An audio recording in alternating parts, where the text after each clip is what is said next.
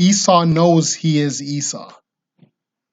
So in this review, or in this lesson, I'm going to talk about some movies that show who is Esau, and show that, because remember, these movie production companies are mostly run by those people, the Ish people, or the 1948ers, or those people, people in the Middle East right now, those people who claim that they're the people of the book, and so those people run all these Hollywood studios. So those people show whatever they want to show in the movies. They have to give the okay for it. So I'm just going to run down some movies and explain a little bit what's in the movies to show that Esau knows who he is according to the scriptures. Okay, so first let's start with this movie that's on the screen. This movie is called Esau, and it was released in 2019. And let me just read the description of the movie. A 40-year-old writer returns to his family house where he was raised and that he escaped after half a lifetime to face his brother, who stayed instead, inherited their family bakery, and married the woman who they both loved. Right? So when we look into the book of Genesis, Genesis chapter 25 and Genesis chapter 27, there's very clear descriptions of Esau, who he is, what he's about, and background into the story between Esau and his brother Jacob, who were born of his father Isaac and his mother Rebekah. And remember, in the story, Esau sells his birthright, or Esau gives his birthright to his younger brother Jacob for a bowl of lentil soup, right? And so Jacob inherited the birthright, and so all the covenant and everything with the Most High is to Jacob and not to Esau and Esau's descendants, right? So if you're looking at it from Esau's perspective, he's mad about that, and he's butthurt about that his brother Jacob, gets a birthright. So this is, I'm talking about the so-called white man. So from his view, when you read the description of the movie, see, it says the brother inherited the family bakery and married the woman who they both loved, right? So that description is a metaphor for Jacob, the brother, inheriting the kingdom, inheriting the right to rulership, and married the woman he loved, right? And Jacob, Israel, is described as a bridegroom, and Yeshua is described as the groom, right? So that marriage between that covenant that's given to Jacob, right? So everything is in this. You see, this is they put it to you like this is just a movie, but it's not just a movie. This movie is telling the story of Esau and his brother Jacob. And I want you to look at the poster to the left of the screen. You see there's a pot of lentil soup on the left under the name Esau. Remember, Esau sold his birthright for a pot of lentil soup to Jacob in the book of Genesis. And at the top of the poster, you read the names of the actors in the movie, and look at one of the stars of the movie. The person's name is Lior Ashkenazi, right? So that's not a mistake. Why would they have this name right on the top, front mid center of the poster, and the title is called Esau, and they have the person's name, Lior Ashkenazi, right? Because the Ashkenazi people, their descendants, they come out of the house of Japheth, right? They come out of the house of Japheth. So they don't come from the line of Jacob and of Israel. So that person's last name Ashkenazi, that shows their lineage, right? And they come from the house of Japheth. So they're not one of the chosen people, right? So all these things, subliminally are put into this movie, in the description of this movie. But when you read into it, it's telling the story of Esau. And Esau is not the chosen. Esau's brother Jacob is the chosen. And Jacob's descendants, which are the so-called Negroes, Latinos, and Native Americans. So, as I said before, in how it's written, the description of the movie, you can tell that Esau, whoever made this movie, they're pissed off that they didn't inherit the family bakery and marry the woman who they both love, right? So that symbolizes the family bakery, symbolizes the inheriting the rulership over the kingdom, right? Inheriting the birthright, and marry the woman they loved. That symbolizes the Most High Yahuwah. He loves and he chose Jacob or Israel out of all the nations of the earth. So he chose him to be his people, and he will be our God, right? So Esau wasn't chosen. He's not the chosen people. So this movie is very descriptive, right? So now let's move to another movie. So let's go to Blade. Blade came out in 1998, starring Wesley Snipes, and Blade is a hybrid, half vampire, half human, and he can walk. He can go out in the daylight, unlike all the rest of the vampires, right?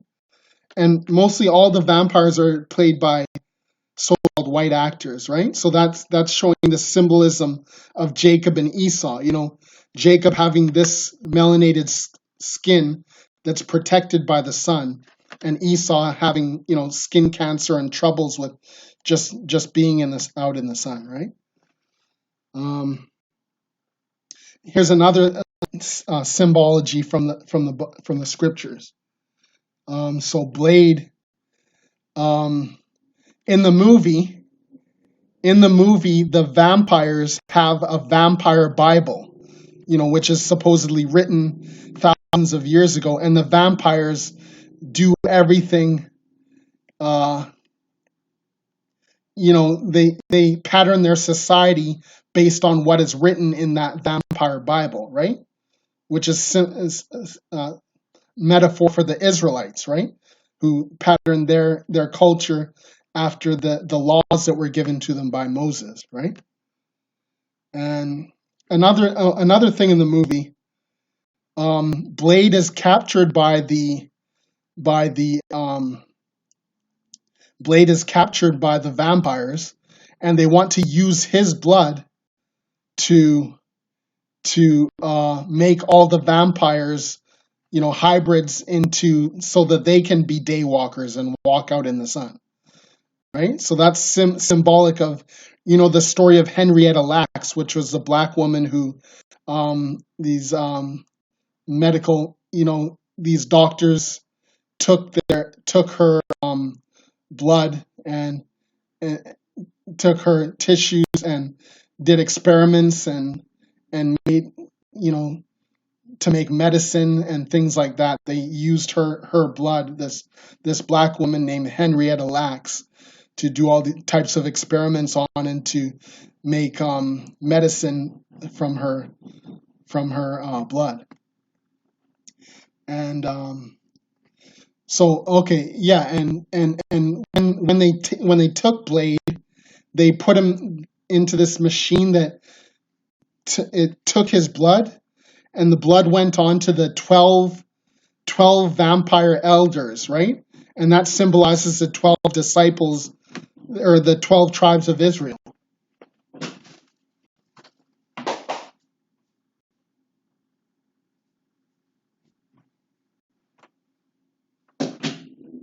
So yeah, those 12 vampire elders in the movie represent the 12 tribes of Israel, or the 12 disciples, right? Um,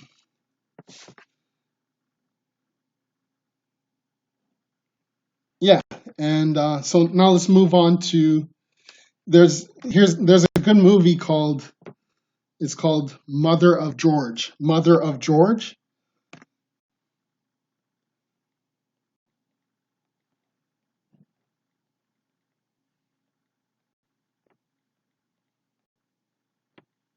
Yeah, a movie called Mother of George, and it's it stars Denai Guerrera, which is the woman who she was in The Walking Dead, and she was also in the movie Black Panther, right?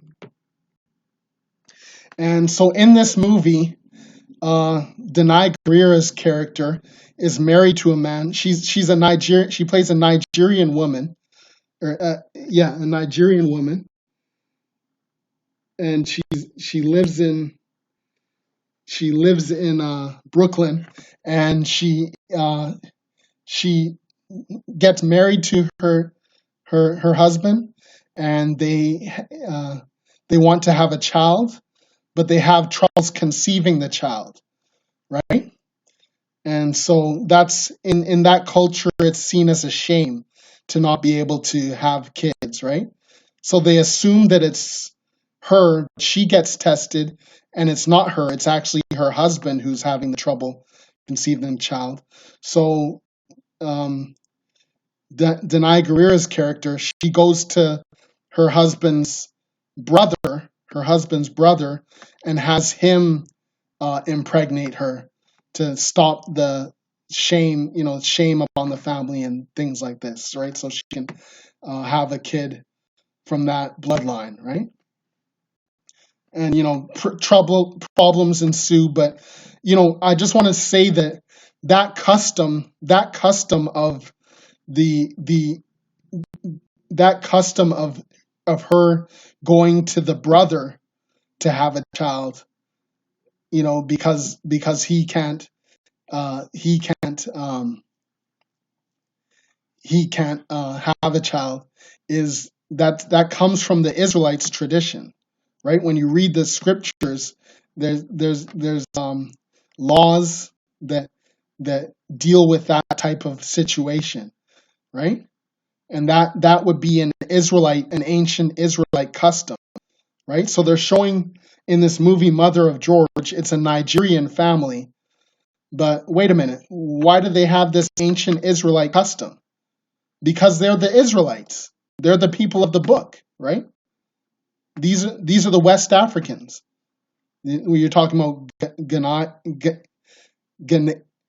people from Ghana, Ghanaians, who are of the Ashanti tribe, people of Nigeria, which are the Igbo, Yoruba, and Fulani tribes, people of Kenya, uh, people of Zimbabwe, the Lemba of Zimbabwe. You have the Kikuyu and Kisi and Kaba out of Kenya.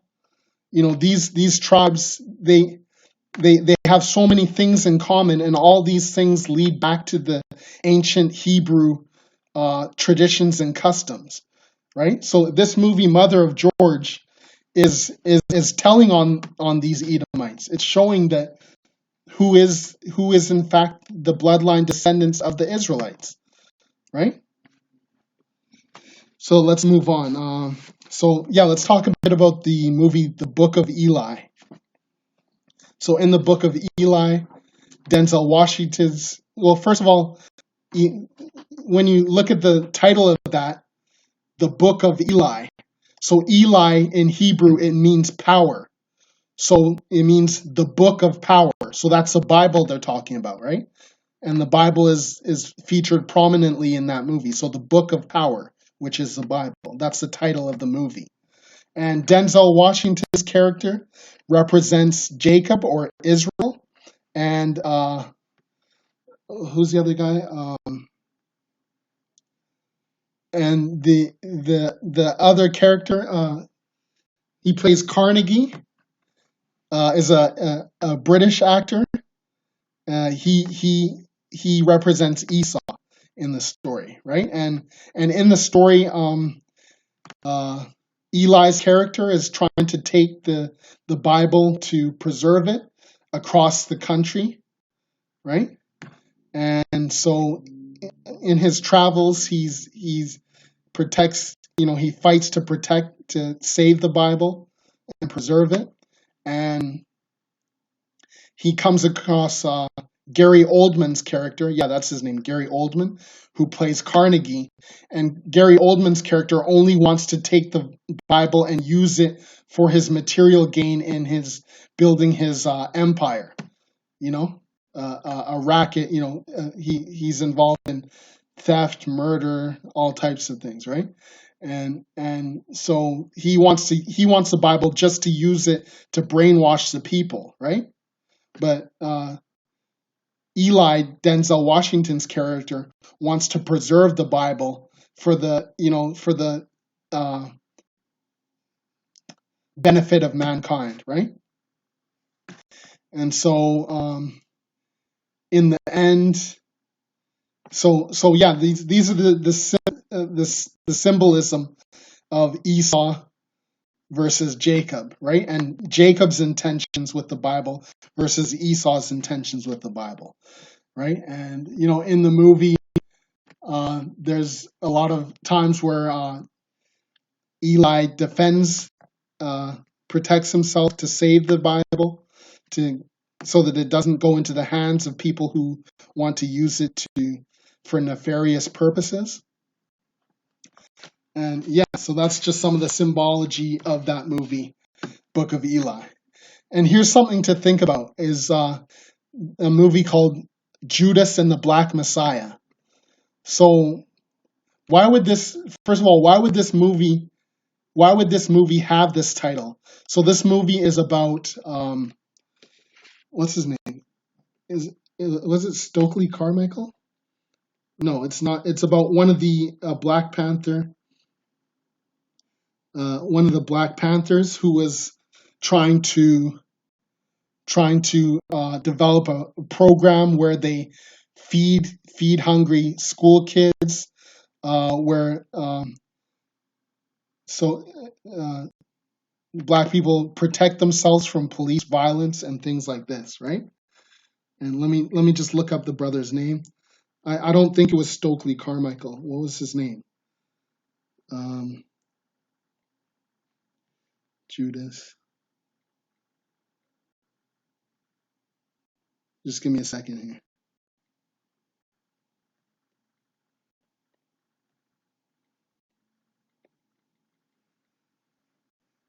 What was it? Fred Hampton. Sorry, yeah, the brother's name was Fred Hampton. He was a freedom fighter of that era, 70s and 80s, with the Black Panthers to, bring justice for his people and freedom for his people. And so in this movie, in the Bible, in the story of Yeshua, there's one of the disciples, his name is Judas, and Judas ends up betraying him, right? And so in the movie, the guy, I think his name was like Ron Simmons or something like that. He ends up betraying Fred Hampton for a material gain, and the CIA comes in and assassinate Fred Hampton, right? So, just looking at the title, Judas and the Black Messiah, right? Just the symbolism in that, right away, we from reading the Bible, and it describes Yeshua's skin color as burnt brass. So, you know, this there's Esau, he named something black so that he can demonize it, right? So he's trying to demonize the Black Panthers for standing up for their people, right? Because he can't have that. The biggest threat to America is black unity, right? That's why this Hebrew Israelite awakening and movement is such a threat to America right now. That's why they're so afraid of it, because people are putting down their drugs, they're putting down their alcohol and their guns, and they're turning to the Lord and trying to keep the commandments, right? And so that's something that brings on unity for our people, because uh, doing other things will tear our people down. Being involved in crime and drugs and all types of wicked things that the Bible speaks against, right? So yeah, just the Esau knows what time it is to make a movie with that title, Judas and the Black Messiah, describing Fred Hampton. In a movie with that title would only come out now, because things are becoming very obvious as to who's who. But there's a saying that truth in movies and lies and propaganda in the news, right? That's how Esau does it, right? So a lot of these movies, they're very clear on who's who and what's what. And but then when you're watching the news, you're confused about what's going on because you're being lied to, right? But he'll hide the truth in plain sight in a lot of these movies, right? As I'm revealing right now. So one more thing that I wanted to go over is there's two movies, well, actually three movies with a similar sort of story. So when you look at the movie Blade, Blade is a half vampire, half human, but he goes around protecting the humans from the vampires, right? So in one aspect, you could see him as a traitor to his own people, right? And remember the movie Superman, Man of Steel. In Superman is named Kal-El, which is a Hebrew name, and and Superman is fighting against General Zod, who is also a Kryptonian. And General Zod talks about he wants to build rebuild his race, rebuild his people using the Codex, right? And he says he would do anything for his people, and he wants to bring back his people who have been uh, extinct years earlier, and he wants to use the Codex to bring back his people, his race to life. And Superman is fighting against him. So Superman, being a Kryptonian just like him, he's sort of like he's fighting against his own interests, he's sort of seen as the Uncle Tom or the sellout. And same thing in the Transformers series with Optimus Prime. Optimus Prime is uh, what do they call them? Uh, he's a Transformer, and the other guys are Decepticons. And because he's fighting the Decepticons say that, oh, you're a traitor and you're a sellout to your own kind or whatever. What are you doing helping these humans, right? And these are some themes that are constantly pushed in these Western movies to promote this narrative, right? But it's a false narrative because obviously this Western societies are obviously built on white supremacy, right? But they want to hide that hand and be deceptive with it, right?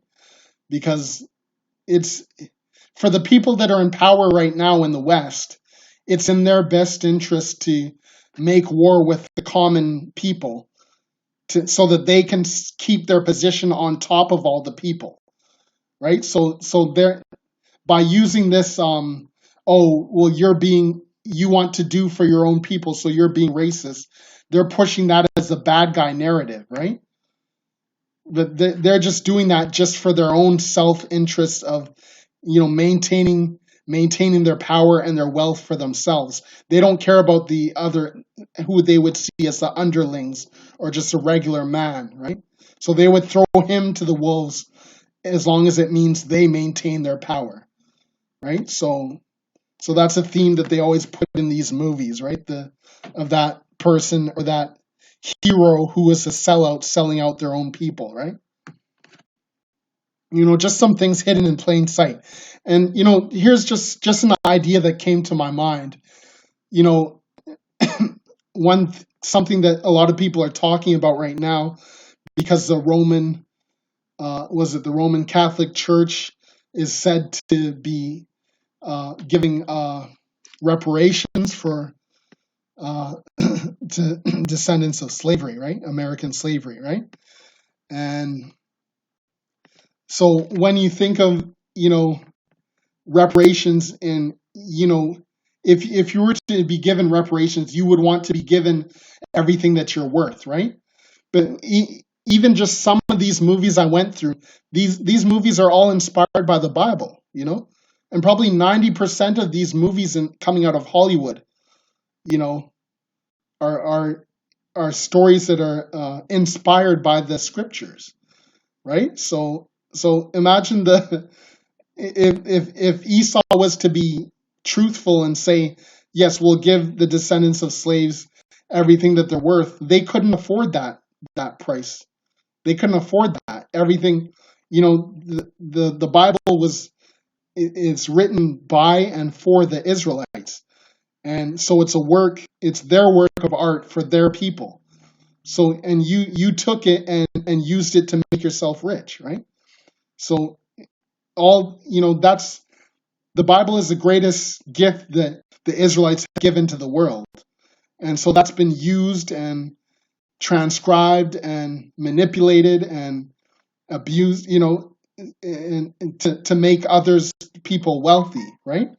So you couldn't put a price tag on what is owed to the descendants of slaves, because it would just be too much to pay out. Like when you just think of the years of oppression, the abuse, the depriving of options and opportunities, that price tag is too huge than to the Roman Catholic Church saying, "Oh, we'll give 100 million." You can't put a price tag on that.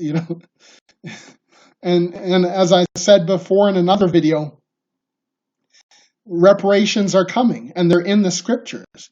The scripture that comes to mind is Revelations chapter 14, verse 1 to 5, and also Revelations chapter 60 and 10, I believe, 10 on down to 15, and Revelations chapter 61 verse 5 on to 15.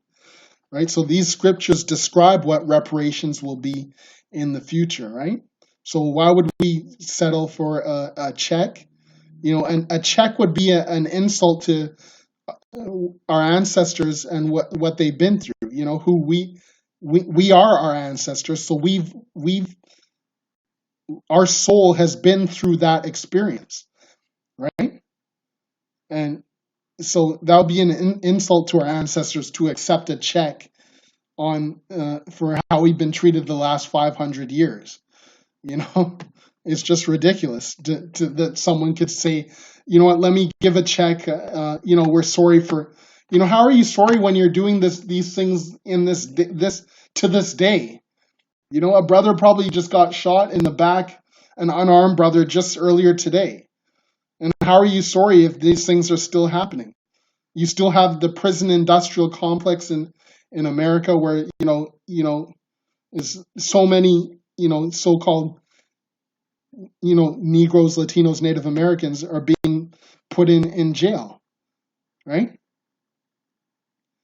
And just all these things that are happening, and I watched a video earlier talking about how redlining, redlining, so keeping black people in these restricted areas where they couldn't hope to move somewhere else to get a better quality of life and things like that. All these things have been going on, hundreds of years, and they never stopped. Where I'm from, Jamaica, there's you know there's a lot of violence. There's guns. Our people, we don't have any gun manufacturing companies, but there's guns all in our community. Living here where I live, if I try to get a gun, it would be impossible. Unless I went through this. But in Jamaica or in Chicago or in Brazil, wherever our people are in high numbers, you can get a gun in 5 seconds. And all this violence and drugs. Look at drugs like three strikes laws. Laws that Joe Biden put on the books. The crack epidemic, the war on drugs, all these things that have been going on since forever. You can't just say like, well, we're sorry about what that happened, and then all these things are still going on to this day. This whole system would be have to drug up out of the ground, destroyed, and then a new system of justice to be built. That's all. You can't say we can't live in this Babylon system of America and say, oh, okay, here's some money. You know, it would the whole system would have to be destroyed and rebuilt, right? And these people aren't willing to do that, right? So whatever comes upon them, that's the will of the Most High. So be it. That's how it has to be. Right. So these are just some of my thoughts regarding reparations. Thanks for listening to the Akim. Keep enduring, keep the faith, stay in these scriptures, keep a relationship, be in constant prayer with the Most High. Shalom, Kwam Yasharallah.